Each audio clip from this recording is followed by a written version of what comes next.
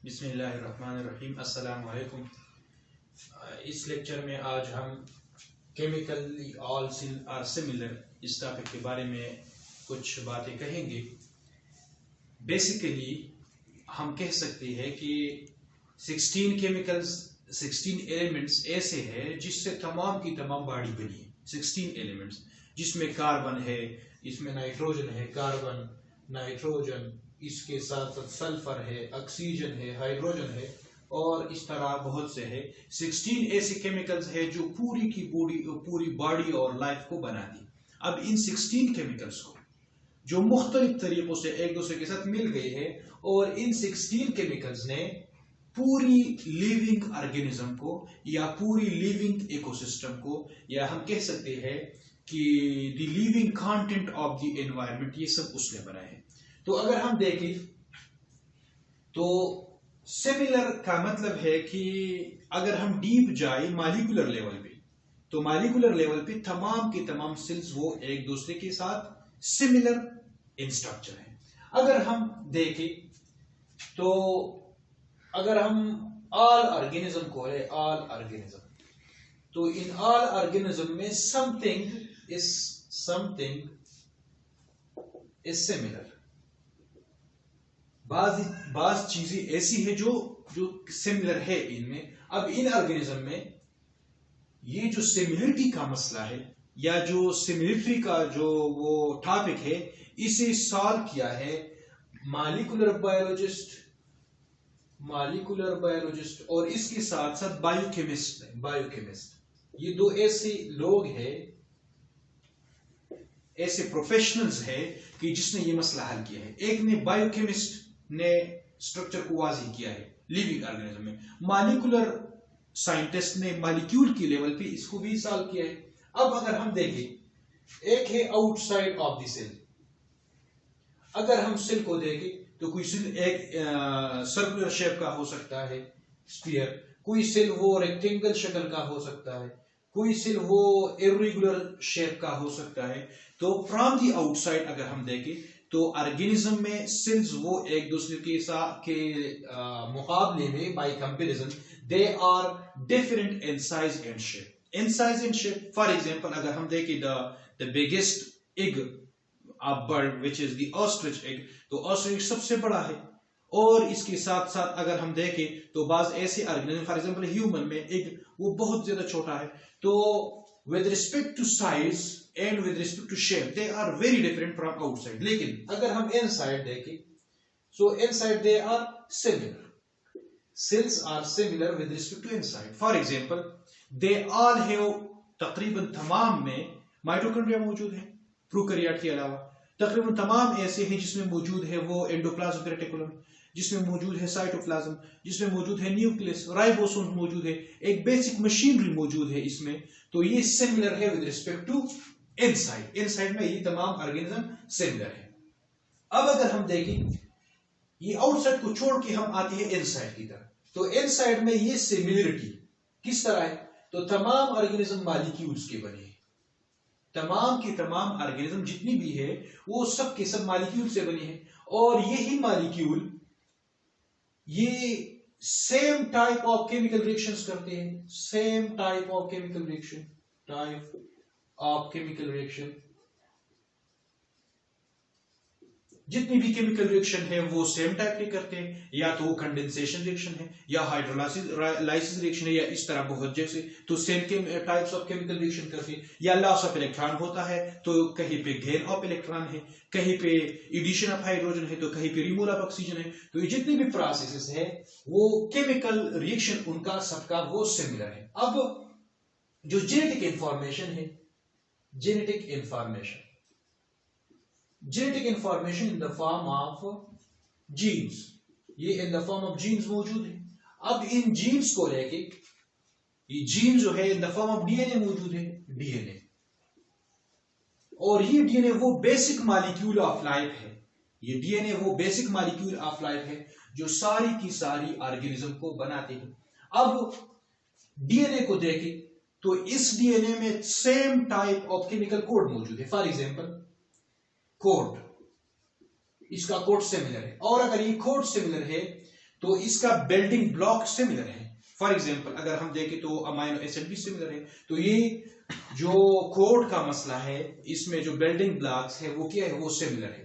अब ये जो केमिकल कोड है वो मौजूद है in the form of adenine, in the form of thymine, guanine, cytosine, और in some cases it is uracil. So ये मौजूद है ऑर्गेनिज्म के अंदर। अब इन ऑर्गेनिज्म को लेके इसमें जो रेप्लिकेशन का मेथड है तमाम की तमाम ऑर्गेनिज्म में, रेप्लिकेशन वो भी सेम है। रेप्लिकेशन जब रेप्लिकेशन सेम हो तो ये बेसिक प्रोसेस है, तो हम कह सकते हैं the organism are similar with respect to their chemistry, with respect to their chemistry. अब ये जो डीएनए है ये इन 4 चीजों का बना हुआ है, एडेनिन है, थाइमिन है, गवानिन है और साइटोसिन है। ये तमाम ऑर्गेनिज्म में मौजूद है। एडेनिन तमाम के तमाम ऑर्गेनिज्म एडेनिन मौजूद है डीएनए, थाइमिन मौजूद होगा, गवानिन मौजूद होगा और इसके साथ साथ ये जो साइटोसिन है ये भी मौजूद होगा। अब अगर हम ले न्यूक्लियोसोम का जो बॉडी है ये, तो इसमें हिस्टोन प्रोटीन और इसके साथ साथ डीएनए वो वाउंड हो गए हैं, इसने एक वाइड बीड्स लाइक स्ट्रक्चर बनाया है और यही बीड लाइक स्ट्रक्चर न्यूक्लियोसोम बनाती है और ये न्यूक्लियोसोम रिस्पांसिबल है for the transformation of genetic material from the parents to offspring, या हम कह सकते हैं from one generation to the next generation. अब ये जो कोडान है एडेनिन और थाइमिन और गवानिन और साइटोसिन, तो ये तमाम के तमाम कोड्स, ये तमाम के तमाम डीएनए की पार्टिकल्स, डीएनए की पार्ट्स ये बनाते हैं प्रोटीन को। इट कंपोजेस रिकम्पोजेस द प्रोटीन, ये प्रोटीन को बनाते हैं और यही प्रोटीन तमाम ऑर्गेनिज्म में तकरीबन the same type of protein, और ये प्रोटीन द सेम इसलिए है, वैसे सेम का मतलब ये नहीं कि तमाम आइडेंटिकल है, सेम का मतलब है कि इसके अमाइनो एसिड वो आइडेंटिकल है, वो एक दूसरे के साथ करीबन वो बहुत ज्यादा सिमिलर है। तो ये प्रोटीन बने हैं अमाइनो एसिड से, और amino acid are only 20 types ऐसे अमाइनो एसिड है जो मौजूद है। तो ये 20 टाइप्स ऑफ अमाइनो एसिड तकरीबन तमाम ऑर्गेनिज्म में मुख्तलिफ कॉम्बिनेशंस में लाखों की तादाद में प्रोटीन बनाते हैं। तो ये हो गया एक बेसिक सिमिलरिटी इसमें। अब इस प्रोटीन की 2 रूल्स है, एक है structural rule, structure with respect to structure इसका रूल है, और दूसरा विद रिस्पेक्ट टू फंक्शन इसका रूल है, विद रिस्पेक्ट टू स्ट्रक्चर और फंक्शन। तो अगर हम देखें विद रिस्पेक्ट टू फंक्शन, तो हेमोग्लोबिन एक प्रोटीन है, बहुत सिंपल सा एग्जांपल है, और हेमोग्लोबिन कैरी करता है ऑक्सीजन को इन द बॉडी, तो वो एसेंशियल है for the body to function. और अगर ब्रॉडली देखें तो जितनी भी वर्टिब्रेट्स है, इन वर्टिब्रेट्स में ब्लड है और ब्लड के लिए जरूरी है हेमोग्लोबिन Hb, और ये Hb क्या है, ये एक फंक्शनल प्रोटीन है और ये बना है अमाइनो एसिड से। तो ये फिर यानी इन सिमिलरिटी से कार्बन, नाइट्रोजन, सल्फर और 16 दूसरे, इनसे जाके ये ब्रॉड, ये डाइवर्ज हो गई है, ब्रॉड इसने बनाया है एक स्पेक्ट्रम, ये इस तरह थी, तो एक दूसरे से डाइवर्ज होके वो फिर जाके प्रोटीन बनाते हैं। तो एक प्रोटीन कहीं इस एक्सट्रीम भी मौजूद है तो कोई दूसरा प्रोटीन इस एक्सट्रीम भी मौजूद है, लेकिन इनकी सिमिलरिटी वो 16 ही अमाइनो एसिड से, 16 ही ऐसी कंपाउंड्स है, केमिकल्स है, एलिमेंट्स है जिनसे वो बने हैं।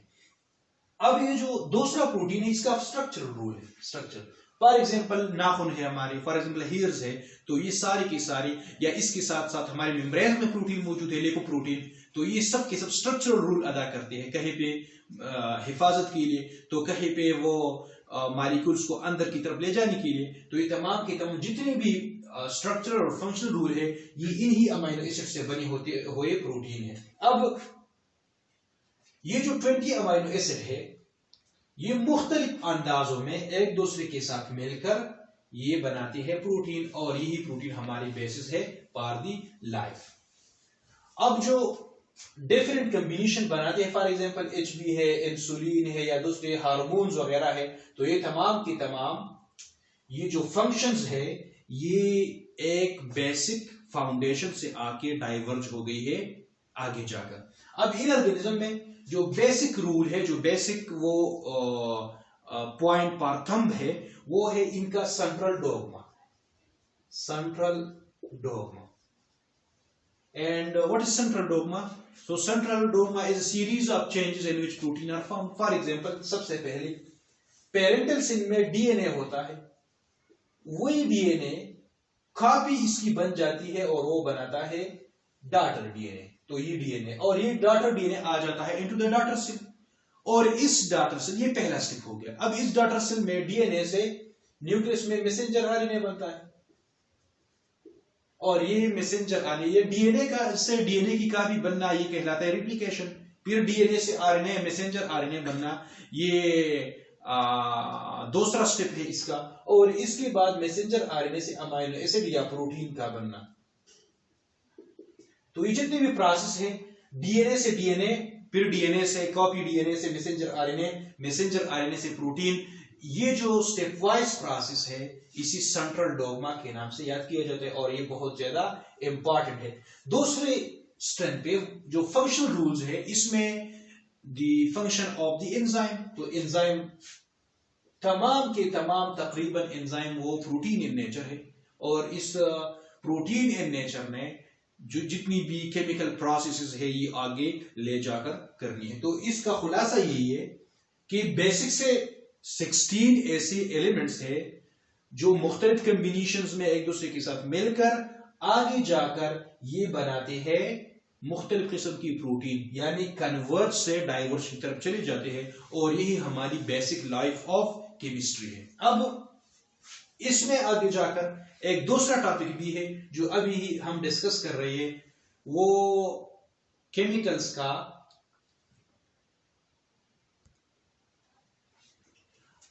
Back into cell history. अब हमने इस टॉपिक के बारे में बात की कि किस तरह जो लाइफ है वो विद रिस्पेक्ट टू केमिकल्स वो सिमिलर है, यानी केमिस्ट्री ऑफ द सेल, अगर हम कहते हैं आसान अल्फाज में केमिस्ट्री ऑफ द सेल वो सिमिलर है। अब इसमें जो केमिस्ट्री ऑफ द सेल है, इसमें आगे जाकर ये जो सेल आया है ये कहीं से उसकी हिस्ट्री मौजूद है। अब ये हिस्ट्री कैसी आई है, तो सेल में बेसिकली हमने जो प्रोसेस पढ़ा सेंट्रल डोग्मा का, इसमें जो बुनियादी स्टेप है वो डीएनए रेप्लिकेशन का है, डीएनए रेप्लिकेशन। अब इस डीएनए रेप्लिकेशन के अंदर, डीएनए रेप्लिकेशन के अंदर इसमें होता है डीएनए अपनी कॉपी बनाती है। ये डीएनए है, फॉर एग्जांपल ये ओरिजिनल डीएनए, तो इस ओरिजिनल डीएनए ने अपनी एक कॉपी बनाई, हम इस तरह, ये ओरिजिनल डीएनए ने अपनी कॉपी बनाई। अब ये जो ओरिजिनल डीएनए है ये तो पेरेंट में रहेगा, और ये जो कॉपी डीएनए है ये आ जाएगा इनटू द चिल्ड्रन में आ जाएगा, या कहीं भी अगर नेक्स्ट जनरेशन है तो नेक्स्ट जनरेशन में आ जाएगा। अब ये जो नया स्ट्रक्चर बन गया डीएनए का, जो कॉपी बन गई, it is not similar to that of the parent DNA. इसमें अब चेंजेस आ गई है, तो जो चेंजेस आ गई है हम इसे आसान अल्फाज में, वैसे तो म्यूटेशन हम वो हार्मफुल के लिए इस्तेमाल करते हैं, लेकिन आसान अल्फाज में हम कह सकते हैं म्यूटेशन। अब इसमें आ जाती है म्यूटेशन, यानी the daughter DNA doesn't completely or 100% match that of the, or is not identical to that of their it's a parental DNA, इसको सिमिलर नहीं है। तो जब सिमिलर नहीं है तो इसमें अगर हम दो को ले, क्लोनिंग को ले, तो क्लोनिंग में या एसेक्सुअल रिप्रोडक्शन में वो सिमिलर है, लेकिन अगर हम सेक्सुअल रिप्रोडक्शन में ले तो ये सिमिलर नहीं है, डिफरेंट है। अब ये जो डिफरेंट कॉपी बन गई, ये डीएनए ओरिजिनल डीएनए बन गया ओरिजिनल, और ये इसकी कॉपी बन गई। इस कॉपी में कहीं भी कोई वो म्यूटेशन मौजूद है, और अगर म्यूटेशन आ जाए तो हम कह सकते हैं the cell becomes corrupted, cell corrupt हो गई, करप्टेड। लेकिन करप्ट को हम चूंकि निगेटिव सेंस में इस्तेमाल करते हैं तो वैसे ये हम यूज नहीं करेंगे, लेकिन हम कह सकते हैं वो डिफरेंट हो गई, वो चेंज हो गई, इसमें म्यूटेशन आ गई, ये म्यूटेट हो गई। अब जब ये पेरेंटल सेल से, पेरेंटल डीएनए से ये जो डॉटर डीएनए है वो डिफरेंट हो गई, तो इसमें म्यूटेशन आ गई। और म्यूटेशन तीन किस्म के हो सकते हैं। एक ये है कि म्यूटेशन में गो बेटर म्यूटेशन, और जब म्यूटेशन बेटर आएगा तो इसमें चांसेस ऑफ सर्वाइवल आएंगे, चांसेस ऑफ सर्वाइवल, यानी अगर इसमें चेंजेस आई है तो चांसेस ऑफ सर्वाइवल आ जाएंगे। अब ये जो चांसेस ऑफ सर्वाइवल है, चांसेस ऑफ सर्वाइवल अगर आ गई तो it will favour the next generation, it will favour जो इंडिविजुअल पैदा हो गया इसके बारे में वो फेवर करेगा, या वो जो नया ऑर्गेनिज्म बन गया अगर इसमें म्यूटेशन अच्छी है तो इसमें वो जो नेक्स्ट जनरेशन है उसकी सर्वाइवल रेट या चांसेस वो बेटर हो जाएगी, तो इसी फेवर किया जाएगा। अब दूसरी किस्म की ये आ सकती है अगर ये म्यूटेशन हार्मफुल हो, तो अगर म्यूटेशन हार्मफुल हो तो इसको एलिमिनेट किया जाएगा, एलिमिनेट।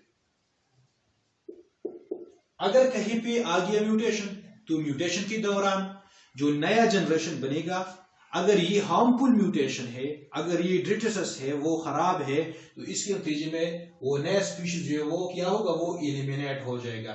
और ये इसको हम मेगोवर्स ये वर्स हो सकता है, और जब ये वर्स हो जाए तो जो नया ऑर्गेनिज्म आएगा वो इराडिकेट हो जाएगा, वो खत्म हो जाएगा और द नेक्स्ट जनरेशन डिसअपीयर्स। तो दूसरा किस्म का ये हो सकता है। अब एक और टाइप का, थर्ड टाइप का हम ऐसा भी कह सकते हैं कि इसमें चेंजेस आ गई लेकिन they are at the same time viable.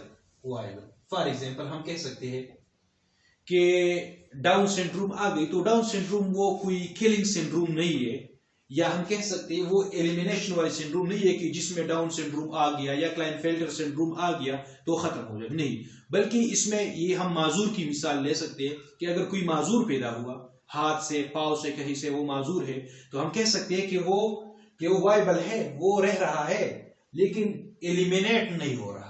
तो तीसरा किस्म ये है, और इस तीसरे किस्म को जो ऑर्गेनिज्म है, एनवायरमेंट या नेचर हम कह सकते, नेचर इसको टॉलरेट करेगा, टॉलरेट इसको बर्दाश्त करेगा, तो ये तीसरा टाइप है। They are different, however they are viable too and the environment will tolerate it। तो ये तीन किस्म की इसमें सर्वाइवल की चांसेस आ गई। अब जो नेक्स्ट जनरेशन आएगा, ये म्यूटेशन हो गई, तो म्यूटेशन में ये तो एलिमिनेट होगा, ये बेटर चांसेस इसकी सर्वाइवल की होंगी, और ये जो है ये टॉलरेट होगा, ताहम आगे जाकर इसको फिर इसकी जनरेशन को नुकसान हो जाएंगे।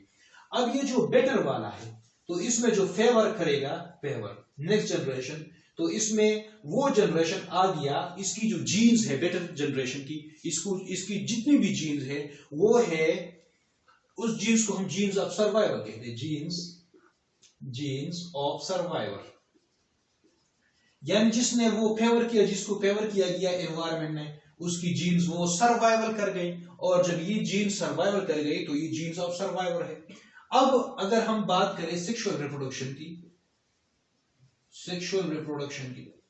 तो सेक्सुअल रिप्रोडक्शन के अंदर इसमें एक पोल आ जाएगा, एक पार्ट आ जाएगा मेल से, मेल, और दूसरा आ जाएगा फीमेल से। तो मेल और फीमेल से आके इसमें फिर वो नया कॉम्बिनेशन बनेगा, या हम कह सकते हैं एक नया पोल बन गया, एक नया पोल बन गया। जब एक नया पोल बन गया, अब ये पोल जिसमें जेनेटिक कोड्स है, इस पोल में जेनेटिक कोड्स है, असल में जेनेटिक कोड्स, या हम कह सकते कोडान्स है, जेनेटिक कोड्स है इसमें, तो वो शफल हो जाएंगे। फॉर एग्जांपल हम ताश के पत्ते खेलते हैं, तो वो जब इसको शफल करते हैं तो इसका जो ऑर्डर है वो चेंज हो जाता है, तो इसमें जो पोल है इसमें जेनेटिक कोड वो शफल हो जाएंगे, और शफलिंग के साथ साथ ये रीडील्ड हो जाएंगे, रीडील्ड, और वी कैन से रीअरेंज, ये रीअरेंज हो जाएंगे। जब रीअरेंजमेंट इसके हो जाती है तो ये नेक्स्ट जनरेशन के लिए फिर टेस्ट की जाती है। मिसाल मतलब इसका ये है कि जिस तरह ये बेटर हो गया था और म्यूटेशन के दौरान ये करप्ट हो गया था, तो करप्शन की वजह से, म्यूटेशन की वजह से या तो बेटर बन गया था, या तो एलिमिनेट हो गया था, या टॉलरेट कर रहा था। तो इस दफा भी इस जनरेशन में ये शफल होगा, जब शफल होगा एक दूसरे के साथ चेंज हो जाएंगे, जब पार्ट्स चेंज हो जाएंगे रीअरेंज हो जाएंगे, तो जब ये रीअरेंज बन जाएंगे, ये रीअरेंज हो जाएंगे, और जब ये रीअरेंज हो जाएंगे तो इसमें वो फिर से टेस्ट हो जाएंगे, टेस्ट, तो अगर फिर से वो बेटर है तो फिर सर्वाइवल हो जाएगी। अगर एलिमिनेशन है इसकी, अगर ये खराब है तो एलिमिनेट, और अगर ये वाइबल है तो फिर से टॉलरेट हो जाएगी। अब इसमें जो बेटर है वो सर्वाइवल कर जाएंगी, और जो वर्स्ट है वो वर्स्ट रिमूव हो जाएंगे फ्रॉम द एनवायरमेंट। अब ये जो प्रोसेस है ये सारा डीएनए रेप्लिकेशन का इसकी वो डीएनए कॉपी बन गई। डीएनए कॉपी के बाद म्यूटेशन आ गई इसमें। म्यूटेशन में वो या तो बेटर है या तो एलिमिनेट हो जाएगा, या वाइबल है तो अगर बेटर है तो वो सर्वाइवल करेगा, अगर बेटर नहीं है तो वो आगे जाकर वो खत्म हो जाएंगी। तो जब खत्म हो जाएंगी तो इस दौरान ये जो प्रोसेस है ये रिपीट हो रहा है फ्रॉम बिलियंस ऑफ ईयर्स गुजर चुकी है और ये प्रोसेस रिपीट हो रहा है। तो जब बिलियन ऑफ ईयर्स गुजर जाएंगे और ये प्रोसेस बार बार रिपीट हो रहा है, तो जो गुड है वो आ जाएगा, बेटर है वो आ जाएगा, जो खराब है वो चला जाएगा। तो इस तरह ये एक पूरा प्रोसेस आ रहा है इवोल्यूशन का। तो इस इवोल्यूशन के दौरान जब इवोल्यूशन का प्रोसेस आ रहा है तो ये टेस्टिंग और रीअरेंजमेंट और रीशफलिंग और सर्वाइवल ऑफ द फिटेस्ट ये सब आ जाएंगे। तो ये प्रोसेस जो है वो तकरीबन 3.8 बिलियन या 3.5 बिलियन ईयर्स तक ये प्रोसेस जा रहा है। ड्यूरेशन कितना है? ड्यूरेशन इसका है 3.5 या हम कह सकते हैं 4 बिलियन ईयर।